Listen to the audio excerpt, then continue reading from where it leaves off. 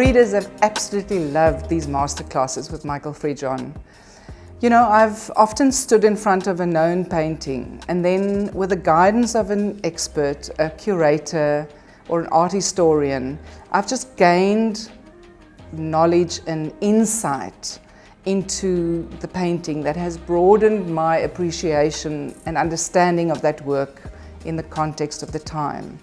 And Michael Friedjohn has the ability to do that with wine. He has an uncanny ability to select wines around a theme and then to illustrate that theme in a way that broadens your knowledge and your appreciation of the wines. He makes you see known wines with new eyes. And I think our readers really, really enjoy his masterclasses. So the problem with committing real money to an asset which isn't easily traded is simply the matter of timing. You put your money in, you have to hold it, and you have to sell it at an optimum time. One of the benefits of wine is that over time, theoretically, it gets better, and secondly, the amount of available stock decreases. So hanging on is a good thing to do, providing you don't hang on too long, and providing you have in mind an exit strategy. And that means where you're going to sell it and how you're going to sell it. And since particularly in South Africa, there isn't a well-developed secondary market, you need to be sure in advance that what you're investing in will appeal to the limited but existent secondary market that is there, and obviously will take up some stock with more enthusiasm than others. That restriction aside, what we have seen in the last 10 years is that select items, certain strong wines, strong brands, have grown enormously in that period and certainly have outperformed most of the other indices. The only other reservation is cost of exiting, which of course means that if you're going through an auction house, negotiate your seller's commission in advance. We've seen an extraordinary change in the number and origin of blue chip wine investments internationally in the last couple of decades.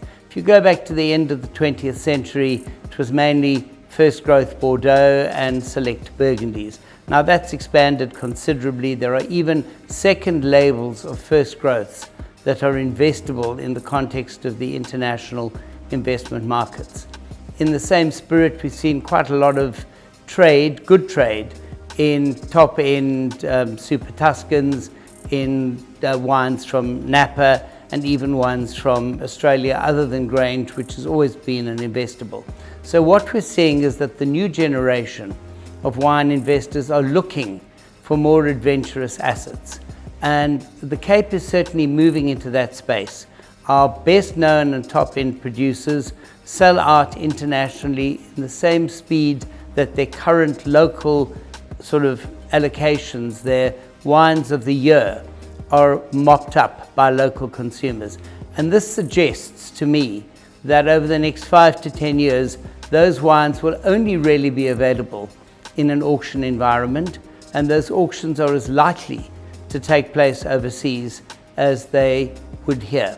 And so I think we can reasonably expect that the real blue chip South African investable wines will find a platform at the top auction houses, certainly in the UK, probably based on my own personal experience in Hong Kong, and maybe even in France and in the United States.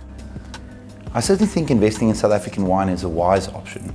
If you look at the varieties we have and the quality and at the price that you can get great quality wine, it's incredibly valuable. In terms of being a lucrative option, at this stage, I think the secondary market is not well enough developed for it to be a purely investment option. But as a wine drinker, investing in wine for the short to medium term is incredibly value generating and rewarding experience in South Africa. And who knows, maybe in a few years' time, that secondary market would have developed. So I think there's two things that are really important. Firstly, what do you like? Because ultimately, when you invest in wine, you have to consider the option that you will have to bear the dividends yourself. And if you invest in something you like, even if it becomes incredibly valuable, you might select to drink that wine yourself at some point.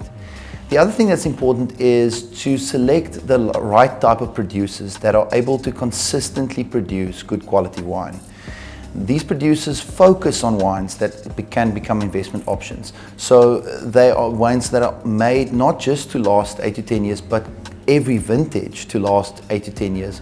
So these wines tend to build up brands over the long term, and these brands are actually that makes the wine an investable option. So I would do a bit of both. I would invest a bit in wine that you really like and that you think will develop over time, almost like a small cap investment, but also don't overlook those blue chip investments that over time just get better and better.